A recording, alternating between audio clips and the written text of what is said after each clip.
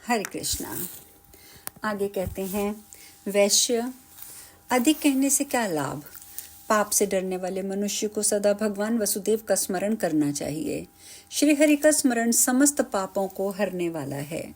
मनुष्य वन में रहकर अपनी इंद्रियों का संयम करते हुए घोर तपस्या करके जिस फल को प्राप्त करता है वह भगवान विष्णु को नमस्कार करने से मिल जाता है। मनुष्य मोह के वशीभूत होकर अनेकों पाप करके भी यदि सर्व पापहारी श्री हरि के चरणों में मस्तक झुकाता है तो वह नरक में नहीं जाता। भगवान विष्णु के नामों का संकीर्तन करने से मनुष्य भूमंडल के समस्त तीर्थों और पुण्य स्थानों के सेवन का पुण्य प्राप्त कर लेता है। जो शार्ंग धनुष धारण करने वाले भगवान विष्णु की शरण में जा चुके हैं वे शरणागत मनुष्य ना तो यमराज के लोक में जाते हैं ना ही नरक में निवास करते हैं। वैश्य, जो वैष्णव पुरुष शिव की निंदा करता है वह विष्णु लोक में नहीं जाता, उसे महान नरक में गिरना पड़ता है। जो मनुष्य प्रसंगवश किसी भी एकादशी को उपवास कर लेता है वह यम यातना में नहीं पड़ता। यह बात हमने महर्षि लोमश के मुख से सुनी है। एकादशी से बढ़कर पावन तीनों लोकों में दूसरा कुछ भी नहीं है। एकादशी और द्वादशी दोनों ही भगवान विष्णु के दिन हैं और समस्त पातकों का नाश करने वाले हैं। इस शरीर में तभी तक पाप निवास करता है जब तक प्राणी भगवान विष्णु के शुभ दिन एकादशी को उपवास नहीं करता। 1000 अश्वमेध और 100 राजसूय यज्ञ एकादशी के उपवास की 16वीं कला के बराबर भी नहीं है। मनुष्य अपने 11 इंद्रियों से जो पाप किए होता है वह सब एकादशी के अनुष्ठान से नष्ट हो जाता है और एकादशी व्रत के समान दूसरा कोई पुण्य इस संसार में नहीं है। यह एकादशी शरीर को निरोग बनाने वाली है और स्वर्ग तथा मोक्ष प्रदान करने वाली है।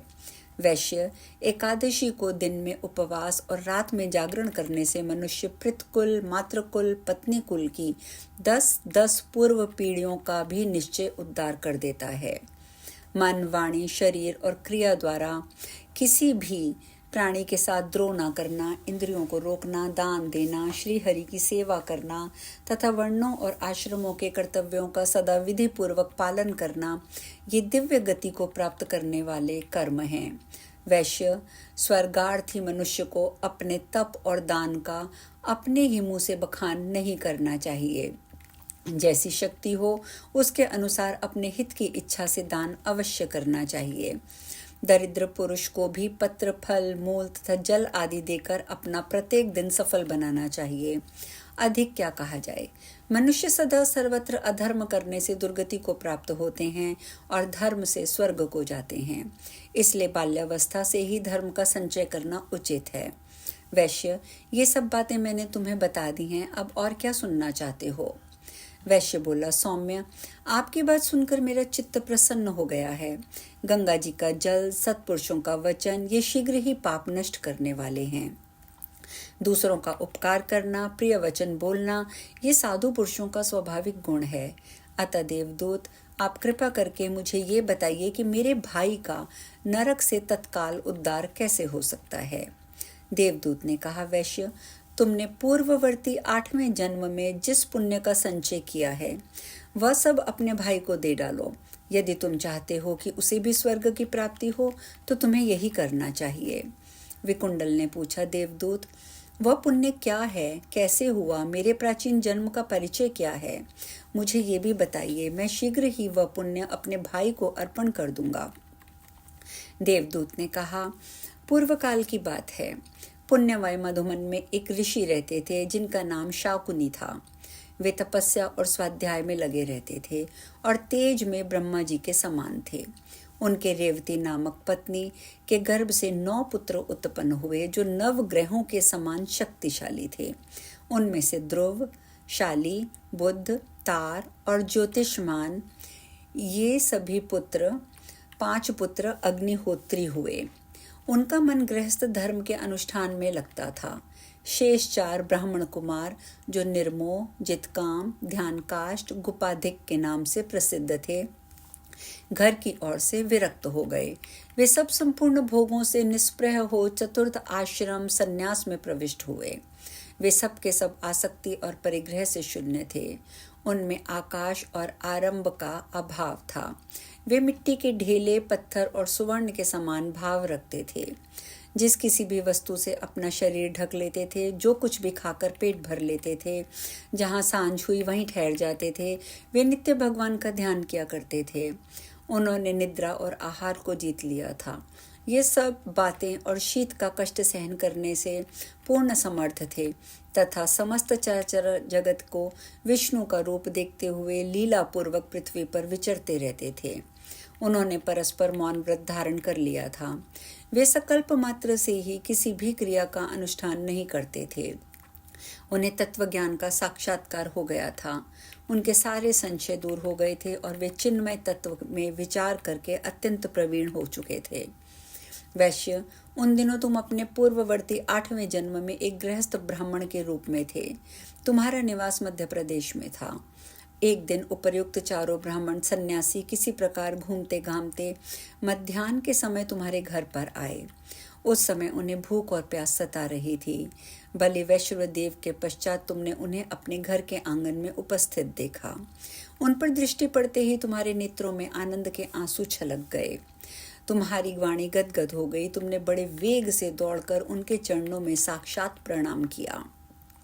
फिर बड़े आदर भाव के साथ दोनों हाथ जोड़कर मधुर वाणी से उन सब का अभिनंदन करते हुए कहा, महानुभाव, आज मेरा जन्म और जीवन सफल हो गया। आज मुझ पर भगवान विष्णु प्रसन्न हैं। मैं सनाथ और पवित्र हो गया।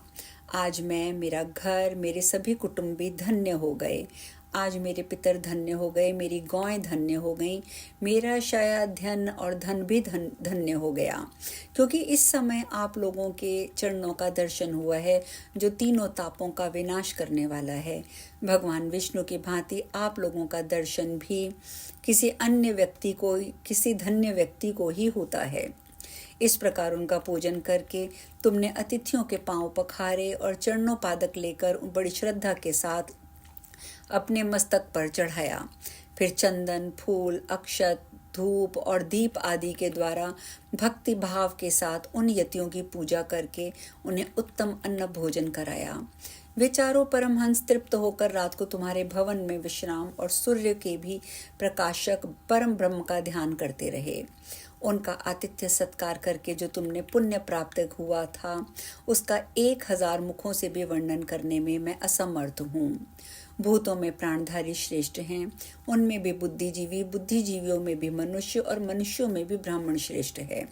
ब्राह्मणों में विद्वान, विद्वानों में पवित्र बुद्धि वाला पुरुष और उनमें भी कर्म करने वाले व्यक्ति तथा उनमें भी ब्रह्मज्ञानी पुरुष सबसे श्रेष्ठ हैं।